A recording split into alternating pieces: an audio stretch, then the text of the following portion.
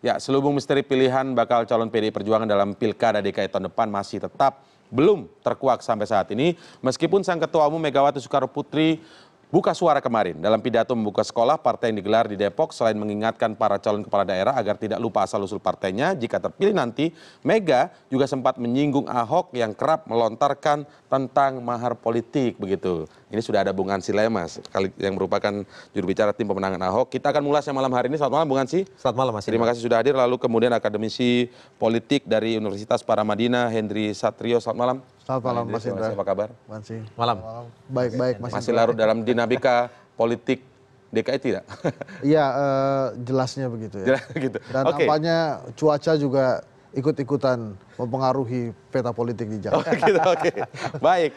Sudah berulang kali kita berbicara tentang dinamika terutama relasi antara PDI Perjuangan, Megawati Soekarno Putri, kemudian tentu saja dengan Ahok begitu kan, masih misteri. Kita mengulang ini karena kemarin kita dengar akhirnya Sang Ketua Umum buka suara jika biasanya para elit PDI Perjuangan yang dengan nada-nada geram begitu kan berbicara soal Ahok. Nah kemarin begitu Megawati juga buka suara, apakah ini kegeraman ataukah justru sinyal malah akan bergabung. Kita lihat salah satu poin yang disampaikan oleh Megawati Soekarno Putri tentang Ahok dalam pidatonya kemarin, berikut ini.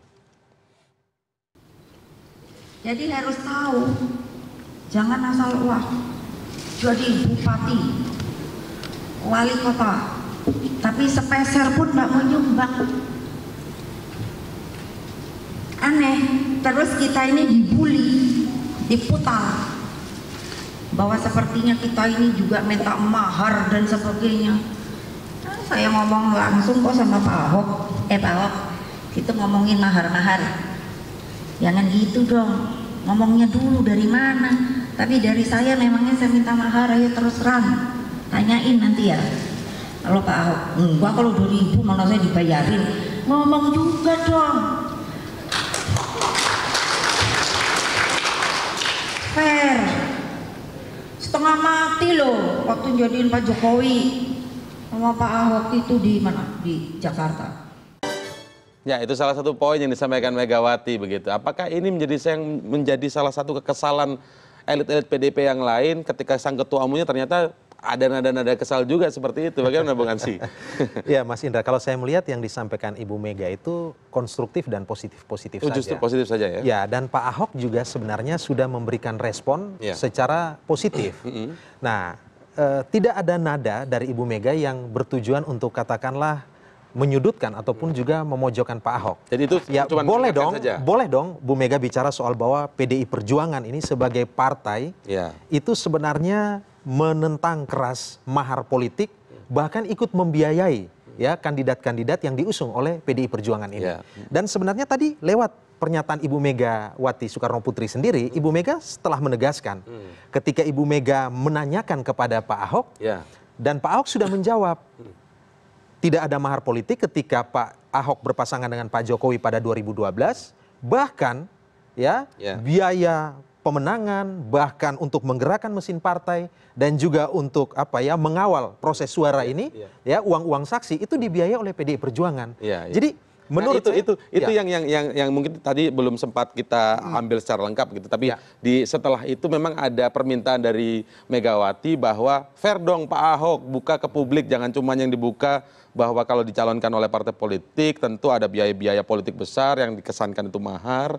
Padahal lewat PDIP dulu dia justru dibayarin sama PDIP. Pak Ahok tidak pernah menyatakan bahwa PDI Perjuangan itu meminta mahar ataupun meminta uang saksi ataupun uang pemenangan.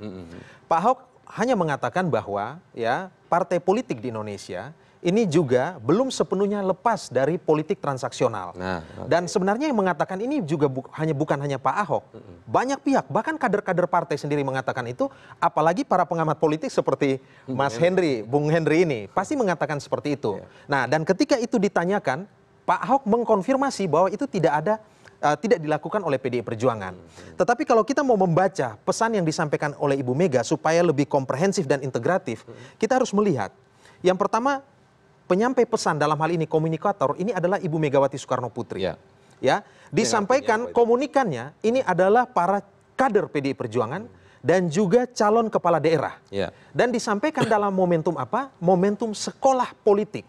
Nah, yang pertama, ketika bicara Ibu Megawati Soekarno Putri, ingat Ibu Megawati Soekarno Putri ini adalah Presiden kelima Republik Indonesia. Dia adalah guru bangsa, dia adalah negarawan, dan juga adalah Ketua Umum DPP Partai Demokrasi Indonesia Perjuangan. Dan menurut saya, Ibu Mega selama ini menjadi penjaga roh PDI Perjuangan ini. Disampaikan, artinya, apa yang disampaikan Ibu Mega dalam momentum mendidik para kader pemimpin, ya, yang berasal dari PDI Perjuangan ini, tentu yang dia katakan itu adalah politik values. Bukan politik fulus. Ibu Mega akan bicara soal pentingnya ideologisasi nilai-nilai kader, bicara soal internalisasi nilai-nilai bagi calon pemimpin. Karena itu, contoh yang disampaikan Ibu Mega dengan mengangkat kasus Pak Ahok, ini Ibu Mega mau menyampaikan pesan ya. Ini kita bisa membaca bahwa jadi maksudnya kasus Pak Ahok ini hanya contoh saja. Ini contoh. Dan sebenarnya pesannya ini kepada kader PDI Perjuangan, pesannya ini kepada calon pemimpin bahwa ya kalian juga jangan ragu kalau seandainya ya masih ada praktek-praktek politik transaksional, jangan ragu-ragu untuk persoalkan ini, bahkan mungkin lapor kepada Ibu Mega. Nah, jadi ini sebenarnya pesan, ya pesan yang sangat edukatif, pesan yang sangat mencerahkan, dan sebenarnya walaupun sejalan. Contohnya Pak Ahok. Contohnya Pak Ahok. Dan, jangan begitu dong Pak Ahok. Dan begini Mas Indra, Ibu Mega sangat mengenal Pak Ahok. Kita tahu, kita semua mengerti bahwa hubungan emosional, kedekatan, keakraban antara Pak Ahok dan Ibu Mega ini semua kita paham. Pak Ahok sangat respect pada Ibu Mega. Dan Ibu Mega tahu bahwa Pak Ahok itu, ya, itu sosok yang tidak mau melakukan politik transaksional, mau mengeluarkan uang untuk mahar. Jadi sebenarnya ini adalah momen yang dipakai oleh Ibu Mega untuk melakukan pendidikan politik, mengingatkan dengan contoh Pak Ahok. Setuju tidak Pak sudut pandangnya seperti itu, Bung Hendri? Ya boleh-boleh aja kalau ngomong gitu sih. Tapi kan itu kan jelas-jelas memang buat Pak Ahok kok. Itu khusus buat Pak Ahok aja ya? Iyalah, kalau dia pakai nama lain misalnya bukan nama Ahok, bukan nama sebenarnya gitu ya. Itu mungkin bisa. Tapi kan itu jelas-jelas buat Pak Ahok. Tapi sebetulnya yang ingin digarisbawahi Ibu Mega itu adalah untuk berbicara secara fair. Jadi artinya kalau memang tidak ada mahar, ya katakan tidak ada mahar. Bahkan Ibu Mega, saya rasa ini beberapa kali beliau mengatakan setelah itu kita dibully. Beberapa kali Mega dalam pidato politiknya menyatakan setelah itu saya dibully. Waktu kongres, bukan kongres juga begitu. Jadi nampaknya ada kegundahan dari Ibu Mega karena ada hal yang ditutup-tutupi. Sehingga oleh siapa? Ditutupi oleh siapa? Ya Pak Ahok lah, kan tadi Bu Mega ngomongnya begitu kan. Jadi ini ada hal yang ditutupi oleh Pak Ahok, yang diinginkan oleh Bu Mega ya bicara yang fair-fair aja. Terkadang emang salah satu hal yang lemah dari Pak Ahok ini adalah dia berbicara pada suatu saat untuk kepentingan sesaat gitu ya. Nah, yang digarisbawahi oleh Bu Mega ini saya rasa sangat penting untuk didengar oleh Pak Ahok waktu itu. Dan kemudian ada kegundahan dari Megawati Soekarno Putri bahwa bulian-bulian yang beliau terima mungkin menurut beliau sudah melewati ambang batas yang bisa ditoleransi. Bisa ditoleransi. Kenapa saya katakan memang itu adalah untuk Ahok? Saya setuju, Bu Mega sangat pintar dan pandai. Dia tahu bahwa omongannya ini walaupun Ahok tidak ada di sana, tapi akan sampai kepada beliau. Kenapa demikian? Ya karena kan ada TV sekarang, ada media, ada koran. Seperti yang kita lakukan saat ini ya. Dan saya rasa itu juga menjawab kegundahan dari kader-kader PDIP yang selama ini protes keras terhadap ucapan-ucapan. Jadi ini salurannya justru dari elit-elit PDIP atau kader-kader PDIP di bawah yang selama ini geram terwakilkan oleh ketua umumnya. Ya, terwakilkan. Dan waktu itu di acara ini kan Ibu Mega memberikan penghargaan kepada kader-kadernya untuk yang memang berprestasi seperti Hasto Wardoyo dan Tri Risma hari ini untuk menyampaikan kuliah umum juga di sana. Jadi ini menariknya adalah ini sulit dikatakan pidatonya ini bukan untuk Pak Ahok. Jadi memang ini pidatonya untuk Pak Ahok. Tapi kalau pertanyaan Mas Indra tadi di awal, apakah ini merupakan kode-kode sinyal bahwa PDIP akan mendukung Pak Ahok atau malah kode-kode bahwa tidak akan mengusung Pak Ahok?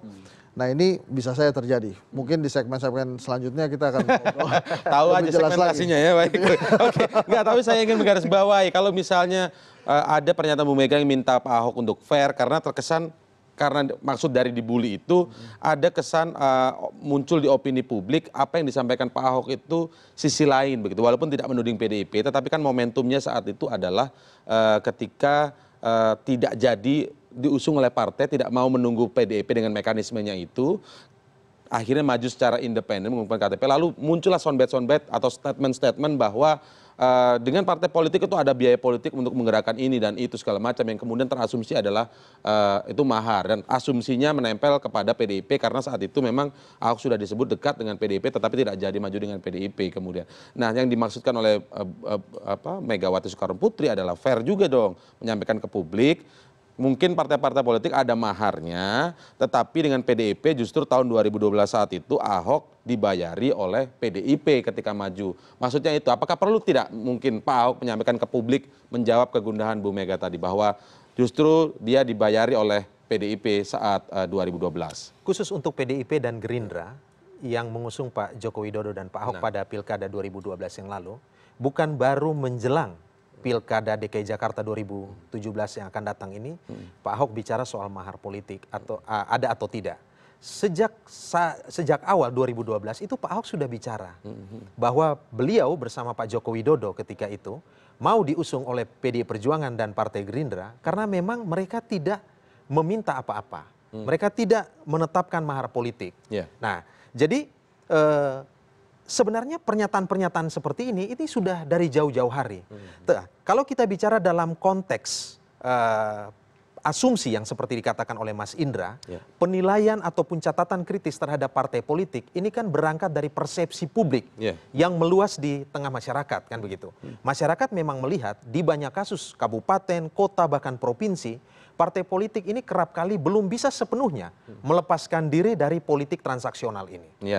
Jadi bukan mereka walaupun bicara, momentumnya saat itu agak berbarengan dengan ketika Ahok memutuskan untuk maju independen dan meninggalkan PDI Perjuangan kesannya waktu. Karena pada saat itu kan tentu komunikasi yang paling yang paling intensif ataupun komunikasi yang paling otentik itu hanya dipahami oleh pihak PDI Perjuangan dan juga Pak Basuki Cahayapurnama.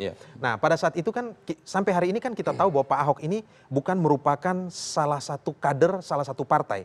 Pak Ahok adalah gubernur politisi yang tidak berpartai sampai hari ini. Dan kita bisa melihat bahwa relasi politik antara Pak Ahok dan 10 partai yang ada di DKI Jakarta ini tidak berjalan mulus sepenuhnya.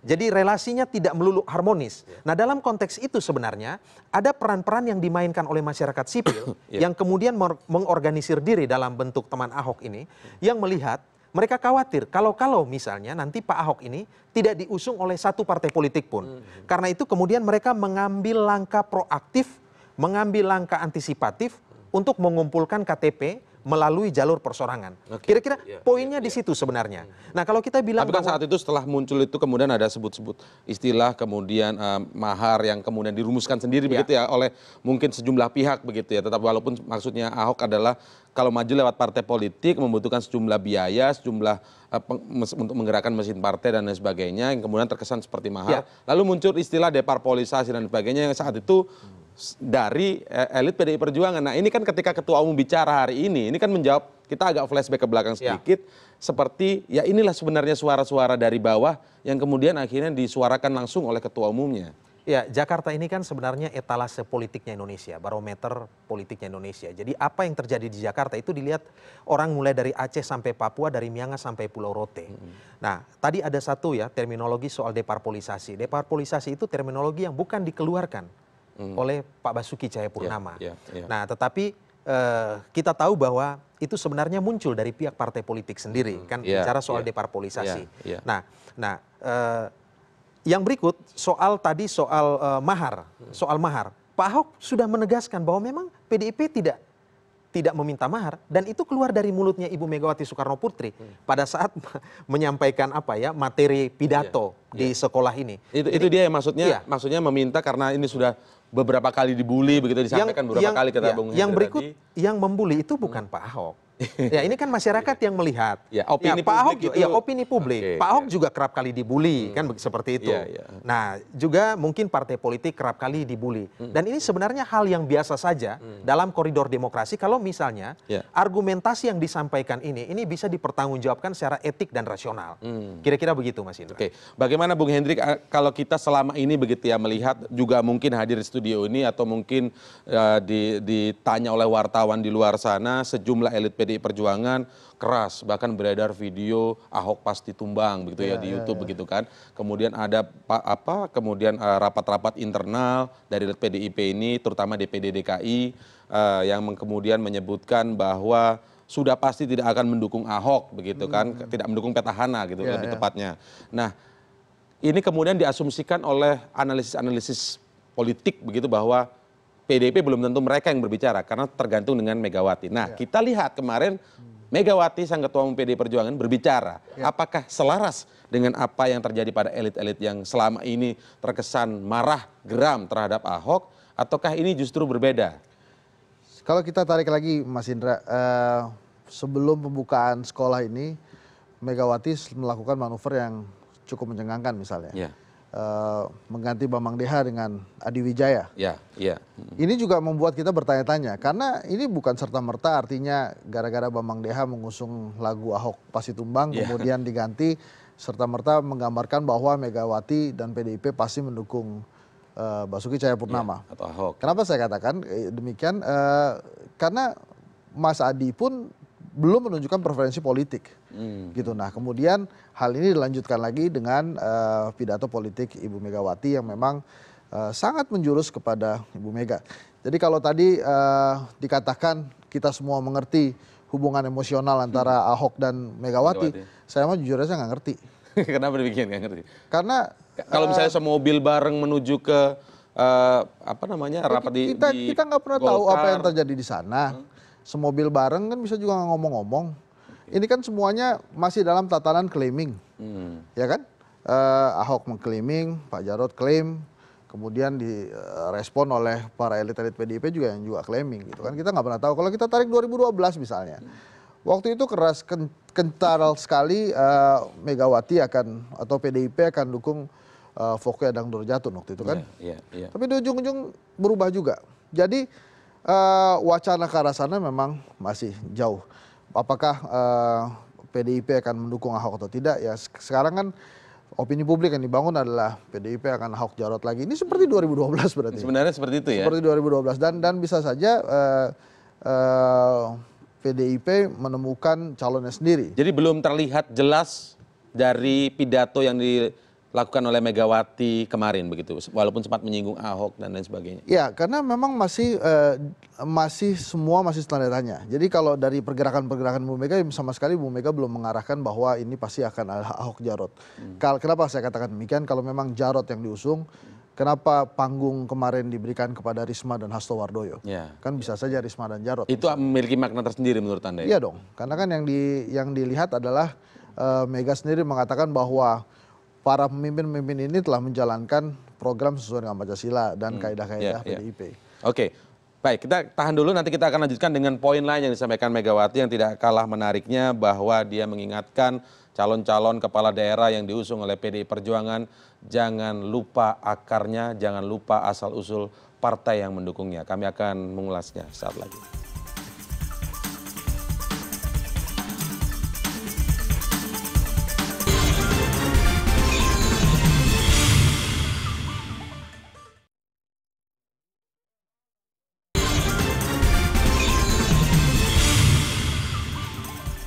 Salah satu poin yang disampaikan oleh Megawati Soekarnoputri, kami tampilkan kutipannya bahwa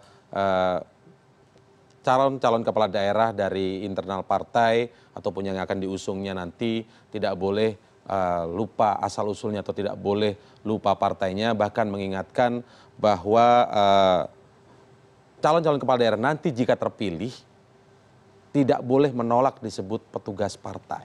Nah, ini yang menarik. Saya ingin tanya dari Bang Indri, sambil kita menunggu kutipannya begitu yang muncul ya. Bagaimana Bang Indri melihat ini pernyataan? Ya, jadi memang sejak reformasi bergulir, partai yang mampu menghadirkan pemimpin-pemimpin yang mengejutkan Indonesia PDIP. Nah, ini nampaknya dimanfaatkan betul-betul oleh Megawati untuk menyampaikan segala kegundahan unek-uneknya dia lah terhadap apa yang terjadi di Indonesia. Banyak kode-kode keras yang disampaikan oleh Megawati pada saat kode keras ya? Kode keras pada saat pidato kemarin yang saya rasa tidak lagi sampai di balai kota, tapi juga menyeberang balai kota ke seberangnya kan ada istana tuh. Ya. Jadi nampaknya juga langsung mengejar ke sana. Kenapa Megawati akhirnya sampai tega gitu ya berbicara terang-terangan? Menurut Anda kenapa sampai tega? Istilahnya kenapa tega? Jadi begini, sebetulnya apapun yang terjadi, citra dan citra penilaian rakyat terhadap PDIP ini mau tidak mau bergantung dari Presiden Jokowi. Karena yang mengusung Jokowi adalah PDIP. Nah sekarang kalau yang digantungkan tidak merasa digantungkan, mungkin menurut bahasa Ibu Mega seperti itu, inginnya jalan sendiri, ya jadinya repot juga. Surveinya Kedai Kopi misalnya Mas Indra, kelompok diskusi dan kajian opini publik Indonesia menyatakan bahwa justru kritikan-kritikan paling banyak datang dari PDIP. Justru oposisi jarang sekali mengkritik Jokowi. Bahkan harusnya menjadi oposisi ya. Ya, bahkan segala sesuatunya di DPR nampaknya menjadi lebih mudah. Kenapa? Ini kan pernyataan besar gitu. Kenapa PDIP lebih sering mengkritik? Karena PDIP lebih peduli bahwa citranya dia itu akan tergantung sekali oleh Jokowi. Kalau oposisi kan enggak, ya salah aja gitu kan. Mereka tidak terlalu berkepentingan terhadap ini. Nah, balik lagi begitu dalam korelasinya ya. Ya, balik lagi ke masalah yang tadi. Kenapa Bu Megawati begitu ingin berterus terang kepada rakyatnya, kepada pengurusnya, kepada calon-calon kader-kadernya misalnya ya. Ini kenapa akhirnya perlu diingatkan? Karena di 2019 nanti kemungkinan besar kader-kader PDIP juga yang akan bertarung di 2019. Terlepas apakah Jokowi akan diusung lagi oleh PDIP ataukah ada diusung oleh Golkar ataukah ada partai baru yang muncul mengusung Jokowi, itu kan nanti kita bicara 2019. Tapi rakyat melihatnya kemungkinan besar 2019 ini akan hadir lagi kader-kader yang dari PDIP. Bedanya Mas Indra, sempalan kader PDIP ini belum pernah membentuk sebuah partai baru yang kuat, tidak seperti Golkar. Jadi kan Golkar kan banyak partai sempalannya yang sudah. Ini menarik sekali. Nah, bila kita lihat ini bukan maksud mendorong PDIP, sempalan PDIP bikin pakai partai baru begitu ya? Bukan. Dan sebetulnya begini, ini kode juga buat Pak Jokowi untuk kembali mengingat asal partainya karena sudah 2016 akhir. Sebentar lagi akan 2019. Jadi mau nggak mau Pak Jokowi harus mempertimbangkan hal ini. Tapi apa yang dilakukan PDIP tadi harusnya sih bisa dicontoh oleh partai-partai lain. Baik, tapi kalau kita sedikit kembali sudut pandangnya, itu katakanlah kalau misalnya nyebrang begitu ya, istana. Tapi kalau misalnya katakanlah dengan asumsi pernyataan ini, ada juga yang melihat bahwa oh berarti ini kemudian nantinya dukung Ahok dong. Ini intinya mau mengingatkan Ahok dan kepala daerah yang lain tentu saja yang hadir. Kalau hadir kan internal mereka sudah pasti begitu kan. Apakah juga mengingatkan pada Ahok jangan sampai lupa pada partai yang mengusungnya begitu. Bagaimana? Apa kalau misalnya jadi ini ya Bung Ansy ya. Kita coba politik kan persepsi ya. Kita bicara persepsi. Katakanlah nanti misalnya jadi diusung oleh PDI Perjuangan. Mungkinkah seorang Ahok ini diikat tidak boleh lupa dengan PDI Perjuangan? Mas Indra harus ingat kata Bu Mega. Bu Mega udah pernah ngomong ke teman-teman media. Jangan Ahok melulu yang ditanya. Tiap kali ketemu Ahok. Seolah-olah hanya Ahok aja tiap hari kan begitu. Nah, tapi poinnya begini Mas Indra. Tugas dan tanggung jawab utama partai politik itu adalah mendidik kadernya untuk memiliki integritas dan kapasitas ya untuk menjadi pelayan rakyat. Untuk menjadi petugas rakyat, untuk menjadi insan-insan yang memberikan pelayanan prima kepada masyarakat. Ketika kita bicara soal pejabat publik itu sejatinya adalah pelayan masyarakat. Dan partai politik secara teoretik itu adalah alat, sarana dan instrumen ya yang dipakai untuk mendapatkan kekuasaan, dan kekuasaan ini harus berorientasi pada bonum commune. Nah, setiap partai politik termasuk PDI Perjuangan, saya langsung contohkan, PDI Perjuangan itu selalu bicara soal nawacita. PDI Perjuangan itu bicara soal pentingnya memperjuangkan wong cilik, marhaenisme. PDI Perjuangan punya komitmen yang kuat terhadap yang kita kenal dengan nama Trisakti. Nah, jadi Pak Joko Widodo, Ibu Risma, ataupun Pak Ganjar, siapapun yang menjadi kader PDIP ataupun kepala daerah yang diusung oleh PDI Perjuangan, ketika mereka menduduki jabatan-jabatan strategis sebagai pejabat publik, mereka harus tetap membawa ya spirit ideologi partai ini ya dalam menjalankan kekuasaan mereka. Karena itu ini tergantung kita mau melihat. Apakah ada satu perspektif yang membenturkan antara petugas partai di satu sisi versus petugas ataupun pelayan rakyat. Tapi ada yang melihat ini sebenarnya sejalan. Tergantung perspektif mana yang mau kita pakai. Kalau saya melihat apa yang disampaikan Ibu Mega bicara tentang pentingnya ideologi. Ideologisasi nilai-nilai dari kader-kader partai. Ibu Mega menegaskan tentang pentingnya nawacita, tentang pentingnya Trisakti, tentang pentingnya memperjuangkan clean and good governance.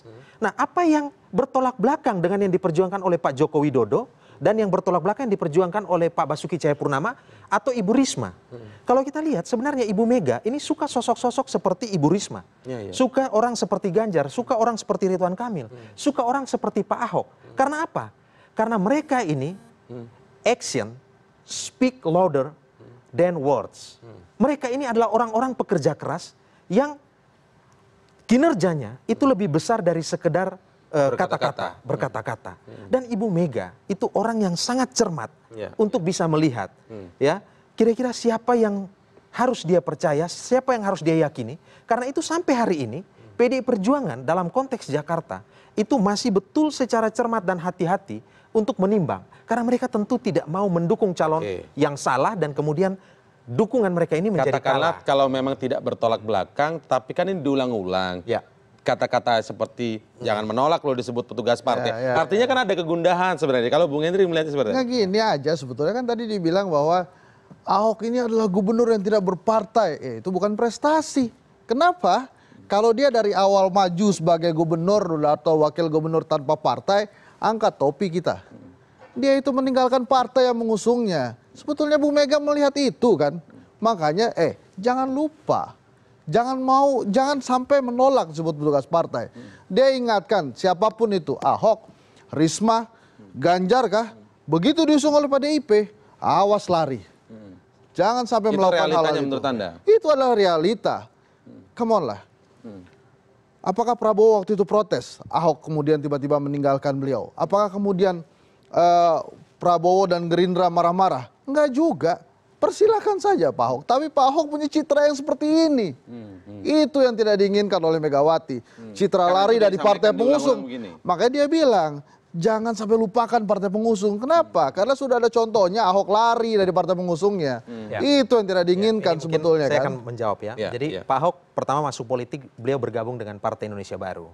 Dan kita ketahui Partai Indonesia Baru ini adalah partai yang tidak melewati ambang batas parlemen parliamentary threshold-nya tidak lewat. Partai Gurem dan kemudian Pak Ahok harus berpindah partai.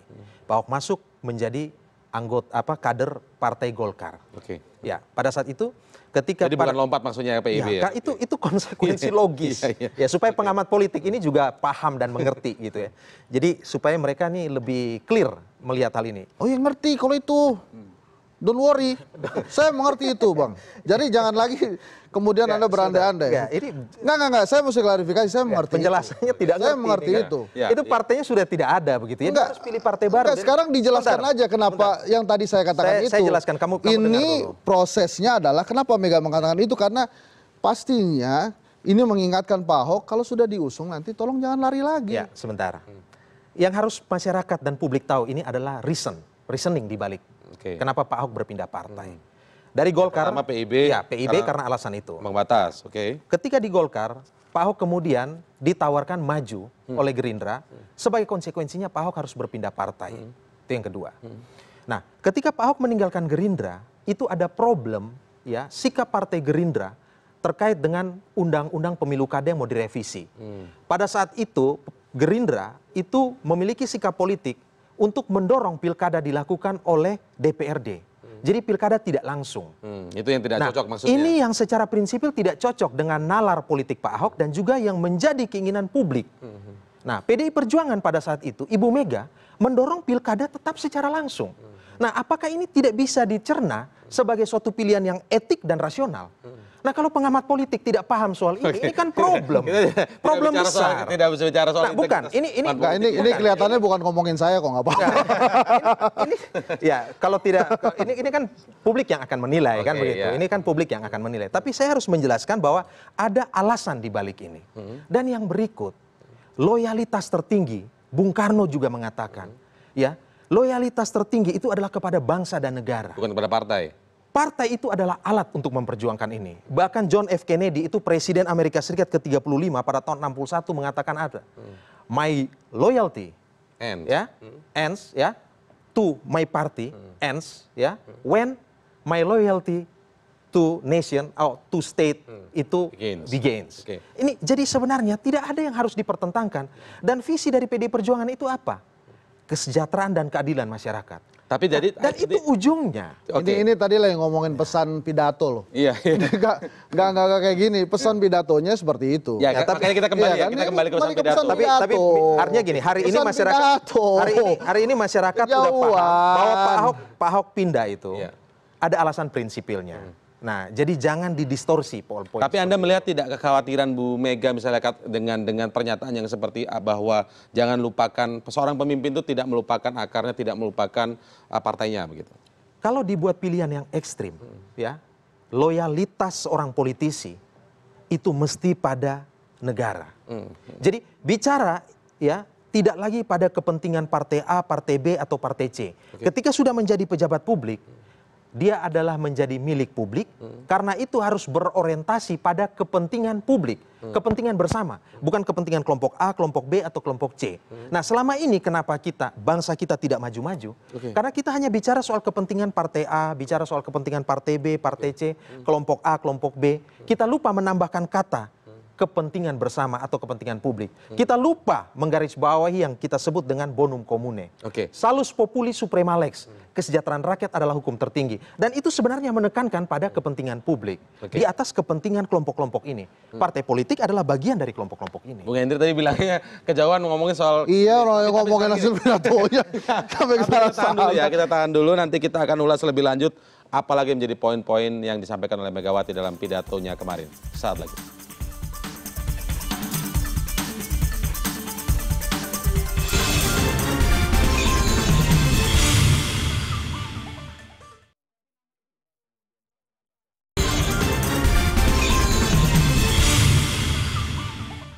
Karena mereka tuh tidak tahu aturan partai yang namanya Partai Demokrasi Indonesia Perjuangan.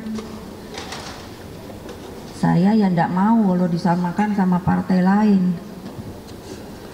Alhamdulillah kalau dari jumlah saja sekarang kita paling besar. Loh kok disamakan sama yang lain-lain? Sorry. Nah, ini pasti kaitannya dengan DKI. Kenapa? Paling besar karena di DKI 28 kursi, sementara 3 partai yang mengusung Ahok sekarang pun tidak sampai 28 ya, walaupun memenuhi syarat untuk mengajukan diri begitu. Nah, ini kenapa kami tampilkan? Karena di sini memunculkan sejumlah syarat. Tadi syarat-syarat yang seperti yang disebutkan tadi. Kenapa jangan lupa akarnya. Kalau misalnya jadi mengusung Ahok, mungkin ini juga untuk Pak Ahok juga begitu. Jangan lupa akarnya. Nah, pertanyaan saya kembali, mungkinkah Pak Ahok itu menuruti sejumlah syarat tadi? Kalau misalnya dibandingkan, 3 partai yang lain, pernah kita diskusi sebelumnya, 3 partai yang lain mau mengusung secara tanpa syarat kok PDP. Ini jawaban dari ketua umumnya. Kita sorry tidak mau disamakan dengan partai lain. 28 kursi. Bagaimana, Bung Hansi? Ya, jadi sah-sah saja Ibu Mega menyatakan seperti itu, dan saya juga tidak ingin mengomentari internal PDI Perjuangan. Mereka memiliki mekanisme internal tersendiri dan itu kedaulatan mereka dan yurisdiksi PDI Perjuangan. Tetapi kalau kita mau membaca dan memahami Pak Ahok, yang pertama sebelum didukung oleh 3 partai, ini Pak Ahok ini didukung oleh KTP 1 juta sekian. Dan itu kalau dikonversi, itu berada di urutan kedua di bawah PDI Perjuangan ya. Suaranya itu fantastis. Ya, dalam waktu beberapa bulan Pak Ahok... Suaranya di bawah PDI Perjuangan? Iya, nomor 1 di Jakarta kan PDI Perjuangan, nomor 2 kan Gerindra. Nah, suara pengumpulan KTP Pak Ahok itu 1 juta sekian, itu di atas 9 partai yang lain, hanya di bawah Partai Gerindra. Nah, itu kalau dikonversi sebenarnya, itu juga bisa dihitung ada sekian kursi sebenarnya. Itu yang pertama. Yang kedua, pengumpulan KTP... Jadi nggak kalah juga dengan PDIP maksudnya begitu. Yang kedua, pengumpulan KTP ini harus dibaca begini. Ini adalah suara masyarakat sipil yang menginginkan bahwa Pak Ahok ini memimpin Jakarta. Masyarakat sudah menyampaikan aspirasinya, dan aspirasi masyarakat ini menunjukkan bahwa Pak Ahok memiliki legitimasi yang kuat. Karena apa? Karena didukung oleh 1 juta KTP sekian.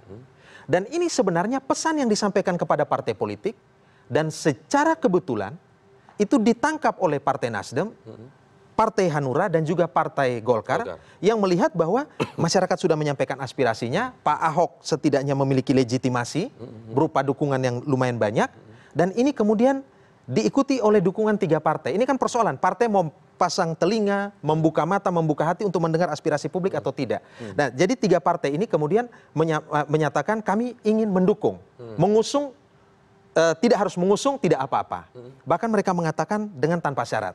Nah, Pak Ahok, 3 partai ini dan teman Ahok, ini menyatakan bahwa mereka akan mendukung ataupun mengusung dengan tanpa syarat. Kalau toh ada syarat, syaratnya tuh cuma satu, Mas Indra. Yaitu tanpa syarat tadi. Jadi jangan dukung dengan syarat begitu. Nah, karena itu sampai hari ini Pak Ahok pada prinsipnya itu terbuka berkomunikasi dengan partai politik apa Jadi saja. artinya itu memang sudah. Tetapi kalau ingin mengusung Pak Ahok, silakan saja dengan satu syarat tadi, tanpa syarat. Jangan datang dengan syarat. Nah, karena para pendukung Pak Ahok, para pengusung Pak Ahok ini yang sudah ada, 3 partai dan teman Ahok ini tidak ingin memberikan beban politik kepada Pak Ahok. Tidak ingin menuntut terlalu banyak kepada Pak Ahok. Kita ingin Pak Ahok itu berjalan dengan tenang. Kalau toh yang diminta, termasuk syarat tidak lupa akar partai pengusungnya, itu termasuk tidak? Itu tergantung bagaimana pembicaraan nanti Pak Ahok dengan ini. Pak Ahok merasa terbebani atau tidak. Tetapi setidaknya kami yang menjadi pendukung Pak Ahok ini mengatakan kita tidak ingin memberikan beban politik kepada Pak Ahok. Jadi silakan Pak Ahok ini. Yang penting Pak Ahok bekerja berorientasi bagi kemajuan Jakarta dan kebaikan warga Jakarta. Itu saja, Mas Indra. Dengan contoh 1 juta KTP tadi, benarkah Ahok memang tanpa beban, dukung silakan, nggak dukung ya sudah, kami cukup berangkat dengan 3 partai ini, ataukah sebenarnya masih membutuhkan satu lagi? Ya, masih membutuhkan. Ya, buktinya sampai hari ini belum memunculkan wakilnya. Jadi artinya kan ada tunggu-tungguan kan. Dari hasil survei terakhir Kedai Kopi kan memang Pak Ahok juga tertahan. Di 47% ya, dikit lagi 50% plus 1 lah. Tapi kenapa akhirnya menunggu? Kemudian sampai saat ini juga PDIP tidak mau mengungkapkan siapa kira-kira yang akan dicalonkan. Ini kan sebenarnya. Jadi sebenarnya punya beban juga berarti Pak Ahok. Ya, tunggu-tungguan aja. Dan Ahok tahu siapapun yang akan diusung dari PDIP akan menjadi lawan beratnya dia nanti. Karena PDIP loyalisnya paling tinggi di Jakarta, 70%. Jadi kalau nanti siapapun yang diusung pastinya akan head to head dan kemudian akan jadi lawan berat Ahok. Makanya dia mengharapkan sekali ada dukungan dari PDIP. Pak Ahok ini gubernur yang baik, bagus dan banyak melakukan beberapa hal yang belum dilakukan oleh gubernur-gubernur sebelumnya. Tapi sistem demokrasi yang ada di Indonesia kan harus tetap dijalankan. Kalau memang ada calon-calon lain yang bisa diberikan kesempatan oleh warga Jakarta, kenapa tidak? Karena kan tidak ada jaminan bahwa hanya Ahok yang bisa melakukan semua ini. Bisa jadi calon-calon lain yang akan diusung nanti bisa juga melakukan hal-hal seperti yang Pak Ahok lakukan. Nah, jadi proses tunggu-tungguan ini yang membuat menurut saya juga Ahok memang membutuhkan PDIP. Jadi kalau tadi ya tanpa syarat bisa jadi terjadi perbincangan-perbincangan yang memang akhirnya bersyarat-syarat juga gitu kan. Bersyarat-syarat. Hanya kan masalahnya nanti adalah syarat-syarat ini diungkapkan ke publik atau tidak. Tapi dalam sebuah dinamika politik saya rasa wajar saja bila ada syarat-syarat. Bahkan ya itu tadi kan tanpa syarat itu adalah syarat gitu kan. Nah ini kelihatannya memang masih akan lama mendekati 21 September nanti Mas Indra. Dan sampai saat ini sampai saat ini Kedai Kopi pun mencatat elektabilitas Pak Ahok masih paling tinggi. Kepuasan publik terhadap Pak Ahok juga paling tinggi. Lantas apakah kemudian tertutup bagi calon lain untuk maju ke Pilgub DKI? Nah ini yang saya rasa belum, masih terbuka. Kansnya masih tetap ada. Nah kenapa akhirnya semua mata melihat PDIP? Ada 2 alasannya. Itu yang pertama adalah loyalis PDIP paling tinggi. Kemudian PDIP punya stok pemimpin yang memang siap diajukan ke Jakarta. Yang menarik lagi misalnya, walaupun kepuasan publik pada Pak Ahok tinggi, pada saat responden waktu itu ditanya, apakah calon alternatif bisa mengalahkan petahana, itu 74% mengatakan bisa. 74% bisa. 74% mengatakan, dan alasannya ada 3 yang kuat yang bisa mengalahkan Pak Ahok. Yang pertama adalah bila Pak Ahok tersandung hukum. Yang kedua adalah bila ada koalisi antara PDIP dan Gerindra sekali lagi. Yang ketiga akan ada kejutan bila head to head, hanya 2 pasang calon. Lagi, sampai saat ini beliau masih paling tinggi. 2012 juga Foke paling tinggi. Paling tinggi. Jadi kemungkinan masih ada begitu ya. Sejarahnya selama pilkada Jakarta berlangsung belum pernah ada petahana 2 periode. Oke, baik. Kita sekali lagi akan melihat satu poin lagi yang kami punya cuplikannya dari pernyataan Megawati atau pidato Megawati Soekarno Putri berikut ini.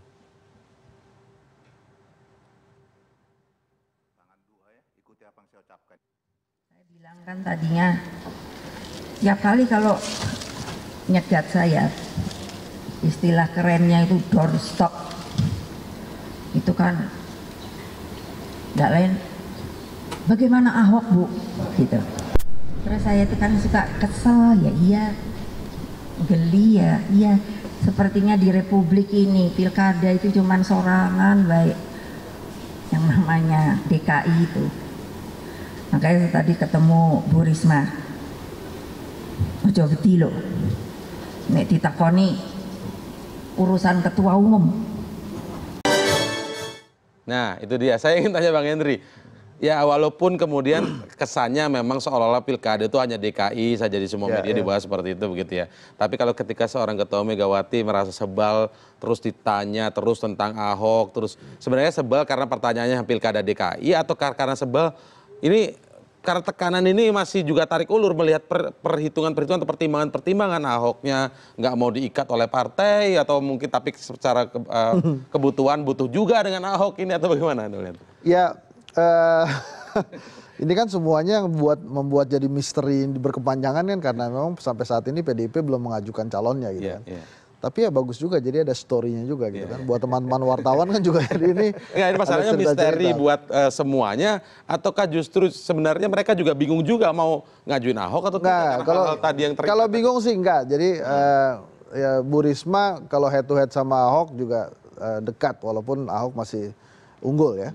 Jadi memang dari berbagai survei Ahok unggul lah. Jadi agak bingung juga kalau ada survei yang bilang Ahok kalah gitu. Nah ini lucu juga. Tapi fluktuasinya masih di situ-situ aja gitu Pak Ahok itu.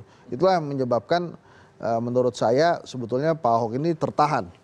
Tidak melejit, tidak turun juga ya. Di situ aja. Jadi di situ tuh artinya masih ada dalam lingkaran margin of error lah. Jadi 4,9% kurang plus 4,9%. Jadi di situ-situ aja.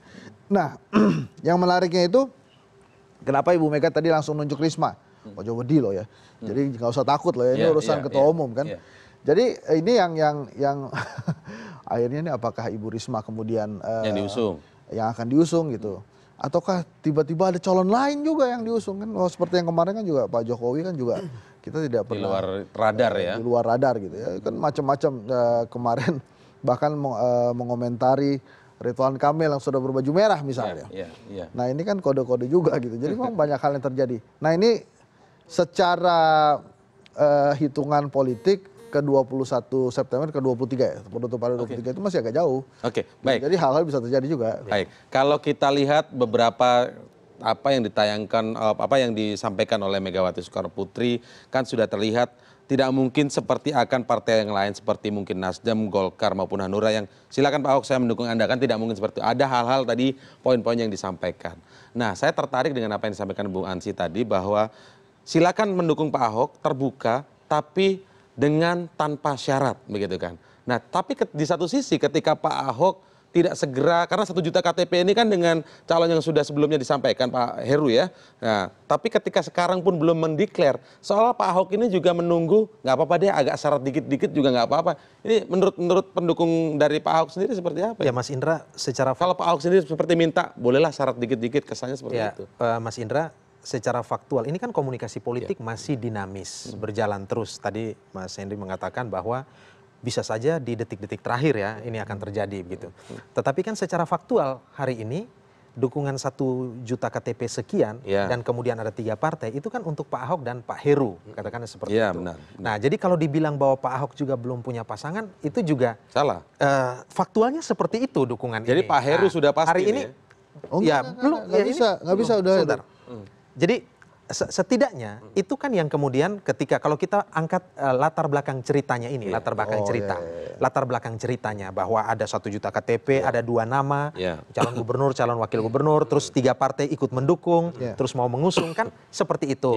Nah, tetapi kan para pendukung Pak Ahok ini kembali lagi tadi menyerahkan ini sepenuhnya pada Pak Ahok. Nah, terserah bagaimana komunikasi politik Pak Ahok dengan partai-partai lain, terutama dengan PDI Perjuangan. Ini seperti apa?